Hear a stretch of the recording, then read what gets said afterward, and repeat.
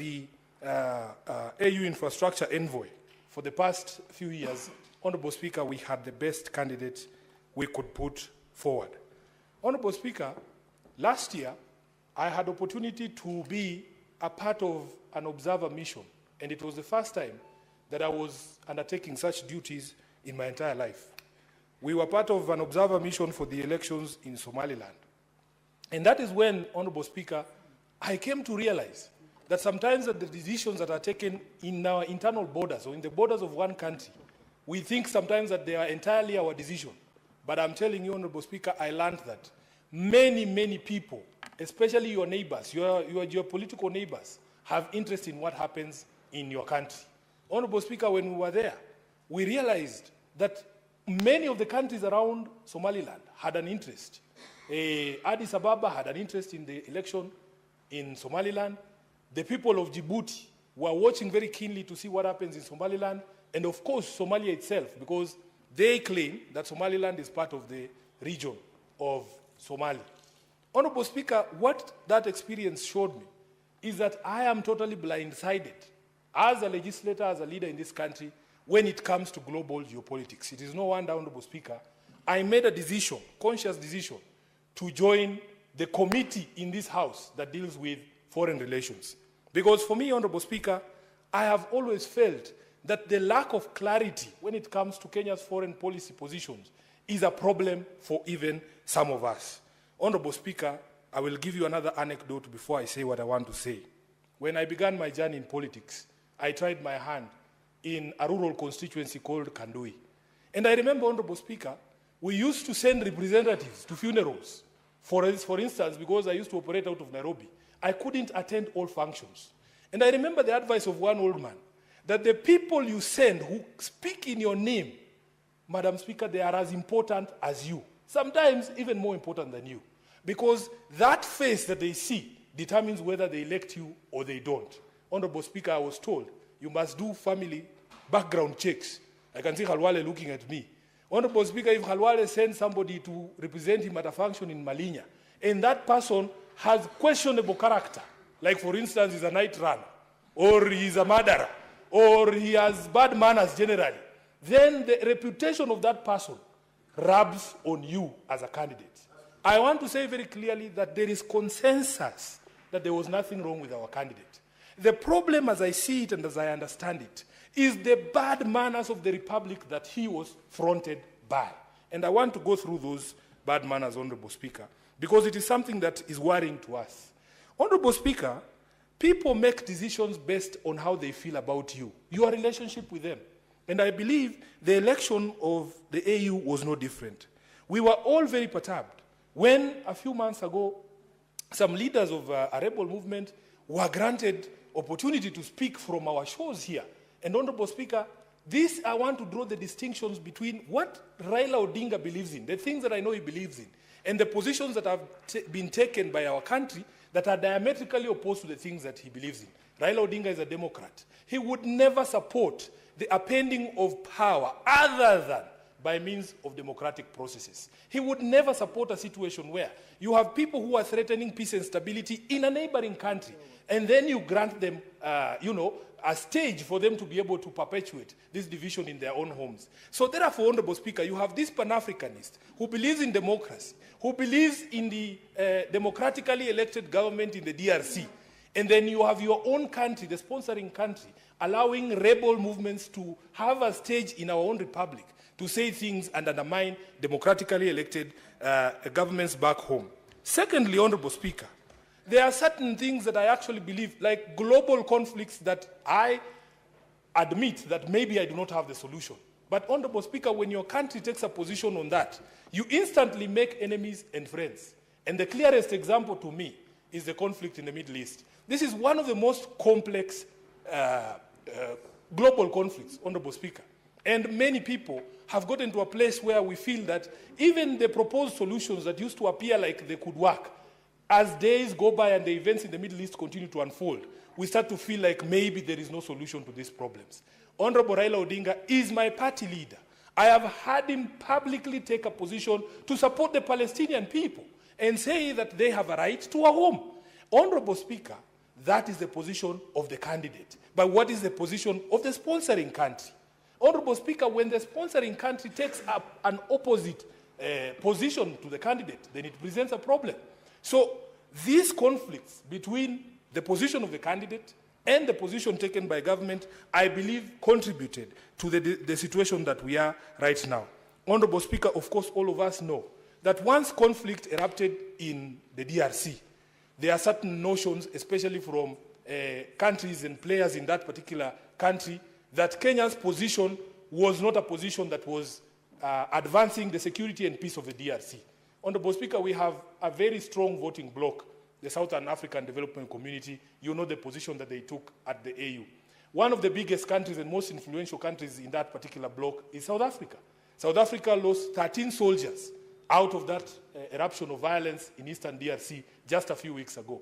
The feeling that I have seen amongst many of these people is that that conflict and that emergence of violence was mishandled by the regions, and especially by Kenya. Honorable Speaker, the evidence is in the fact that when our head of state called for a regional summit to discuss that conflict, in fact, the DRC refused to attend. Honorable Speaker, these political decisions that we make here internally, Madam Speaker, they have global implications. The positions we take as a country have implications of how the rest of the country, the world views us and our standing in the community of nations. Honorable Speaker, most of us were shocked.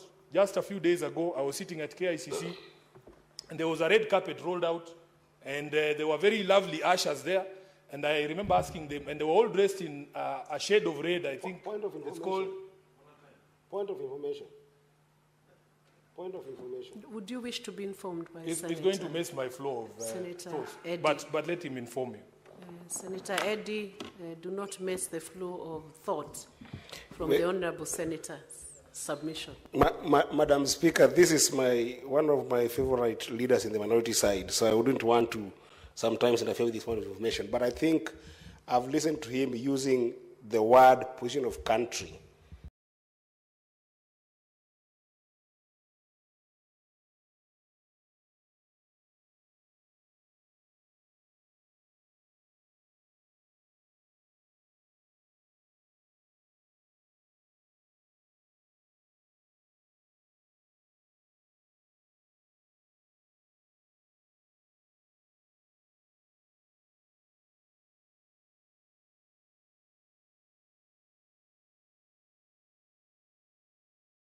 Interchangeably. Leader is that there is no country's foreign policy decision and written to those effects of those insights that you have shared. So I just wanted to make that distinction that position of country is different from position of individuals.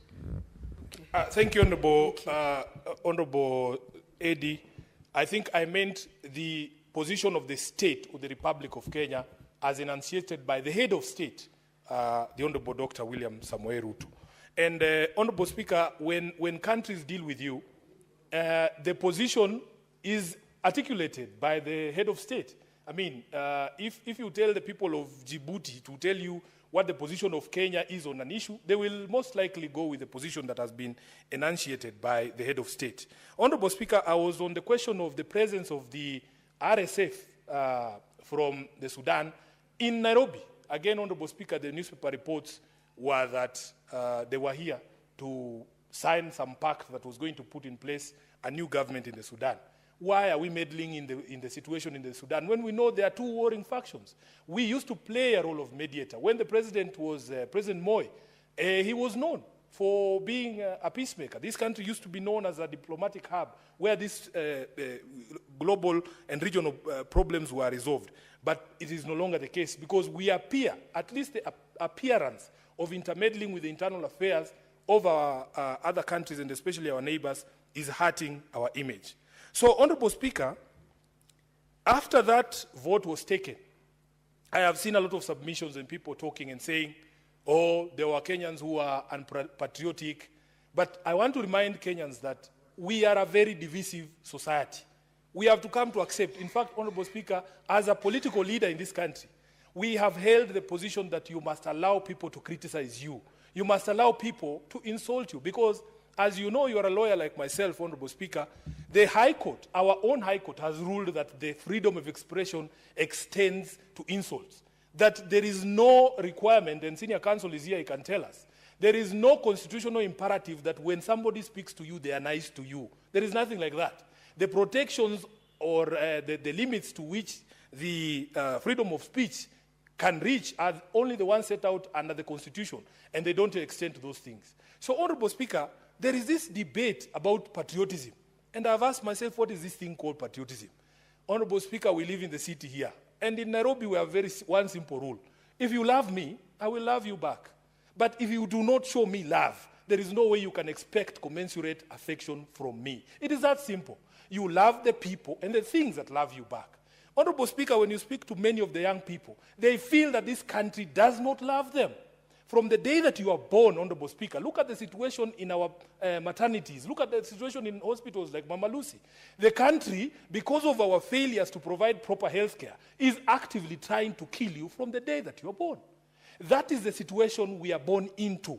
If you compare to other countries, Honorable Speaker, and we have traveled the country, the world, and we have seen, from the days that you are born, the way the country takes care of you, the sort of maternal health care that you are given, the sort of nutrition that you're given, you can see a country trying its best to make you survive, not a country actively coming after your life. Honorable Speaker, we go to places and we see education is free from primary school to the university. The country is actively trying to mold you into a proper citizen for the benefit of the country. It is very easy to love a country like that. But what is the situation in Nairobi? What is the situation in Kenya? Honorable Speaker, we have not done enough to make people feel like they belong to this country and that this country works for them. You cannot therefore fault people when they express anger against their own country. You cannot fault people. Patriotism, in fact, is defined not as loving your government, but loving your country. And when things are wrong, Honorable Speaker, we have a right to say that they are wrong.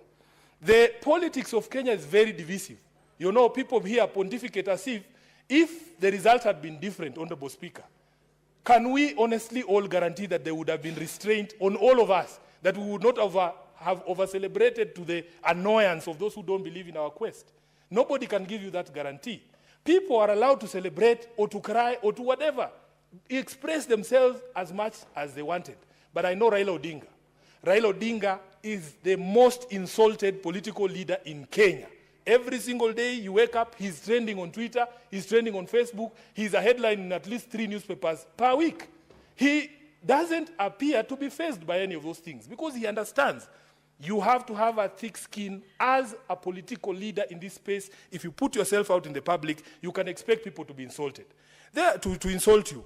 Therefore, Honorable Speaker, there are people who want to use this so-called celebration in Nyeri. And when I watched that clip, Honorable Speaker, it was 2 Mama Mbogas at a market in Karatina. And when people speak about it, you can think the entire region of Mount Kenya. And in fact, the most annoying and saddest thing was attempts by leaders, some in very senior positions in parliament, trying to extrapolate and make it look like it is the people of a mountain celebrating Raila'S loss. Honorable Speaker, these are the things that bring division in our country. As SG of ODM, I am aware that for the first time in the last election, Raila Odinga got over 1 million votes in the election. You cannot tell me that those 1 million people who are in Mount Kenya can be dumped or lumped into those who do not support the politics of Raila Odinga. These are the things we must do. We must speak in a way that ensures we remain cohesive as a society and we don't marginalize anyone. Honorable Speaker, I want to conclude by speaking to the speculation. There's people who want to put words into Raila's mouth. Honorable Speaker, when Baba, Raila Odinga, wanted to run for the elections in 2022, he called a major rally, and I was present at that rally at Kasarani. He announced it himself that I would want to seek the presidency of the Republic of Kenya. When he wanted to run for this AUC position, Honorable Speaker, he himself called a press conference. I remember only seeing the former president of Nigeria, Olusegun Obasanjo, there at that press conference. He told us with his own mouth that this is what he wants to do. Honorable Speaker, therefore, when Baba wants something, he will tell us himself. These people who have abrogated themselves the role of speaking for Raila Odinga and telling him, oh, we will look for a space to accommodate you, Baba has many, many roles. He's a party leader of ODM. He's a leader of opposition. He's a father. He's a husband. He's a grandfather. He is not idle. Baba is not idle. He has things to do. So please, these people, I have seen even some colleagues from this Senate coming up and proposing ridiculous things like amending a constitution just to look for a position for Raila. What do you mean? In fact, as the father of this constitution, it insults Raila greatly if you can stand up and say you are going to amend a constitution just to look for a seat for him. That is not what he fought for. That is not why he fought for this constitution, Honorable Speaker.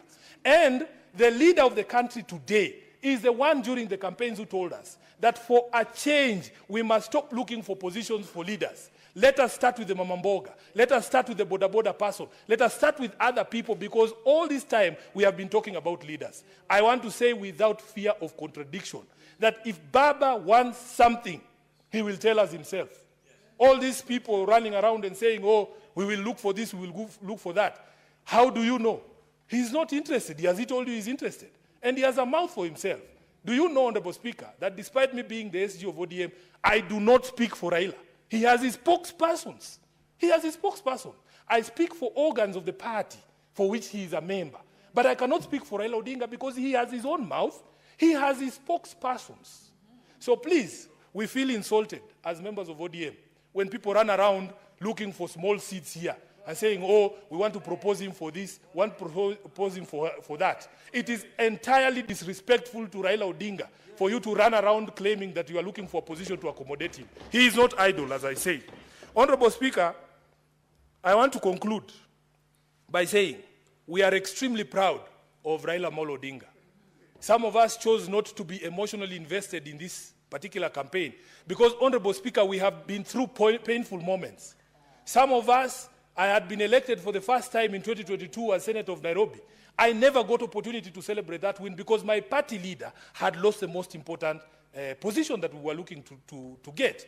Honorable Speaker, we were depressed. When you see us here, we might appear in public like we are rocks. We are not. These things have an effect on us as people. We want to be left alone. We want to be left alone, Honorable Speaker, and we want people to respect our father. We want people to respect Raila Odinga. Because every time you pick him up for your other charades like the ones that people are proposing here, when ultimately it doesn't work, it is the people who believe in him who bear the brunt of the pain. Those people are not there with us. In fact, these people proposing, some of these guys proposing things here, they are inwardly very happy and they want to drag Raila Odinga into another charade that is going nowhere. We want to tell the people of Kenya that it is only you are the ones with the power to determine the future of Baba Raila Amolo Odinga. Nobody has the right to tell anyone in this country to retire or to come out of politics. You are not the one who put him into politics. Allow Baba to make the decision himself. And Honorable Speaker, if you allow me, because my time is over, I want to read a quotation from Martin Luther King. This quotation hangs on the walls of Raila Odinga's office in Upper Hill. Honorable Senator Edwin, please, if you can hand me my phone so that I don't move from here. Because there are people who have been threatening us, Honorable Speaker, that when we say these things, they think, oh, you are going to be kicked out from where? From what position? These positions are not permanent, Honorable Speaker. These positions are here today and tomorrow they are gone. I add the SG. Please, the just SG to read this. Senator, I'm adding him 1 minute to read out that quote. Honorable Speaker, Raila Odinga has a very famous office at Capitol Hill in Nairobi. If you go into that office, there's a quotation from Martin Luther King that hangs on his wall. And it goes like this. You may be 38 years old, as I happen to be. And one day, some great opportunity stands before you and calls you to stand up for some great principle, some great issue, some great cause. And you refuse to do it because you are afraid. You refuse to do it because you want to live longer. You are afraid that you will lose your job, or you are afraid that you will be criticized, or that you will lose your popularity, or you are afraid that somebody will stab you or shoot you or bomb your house. So you refuse to take the stand. Well, you may go on and live until you're 90, but you are just as dead at 38 as you would be at 90. And the cessation of breathing in your life is but the belated announcement of an earlier death of the spirit. Honorable Speaker, those people who have been wagging this AU thing on our faces and gagging us, That thing has now been taken. We are unshackled. We're going to speak. I thank you. Thank you. Thank you. Honorable Senator, thank you. You are fiery this afternoon as the SG of the ODM. Senator Professor Tom Odhiambo Ojienda.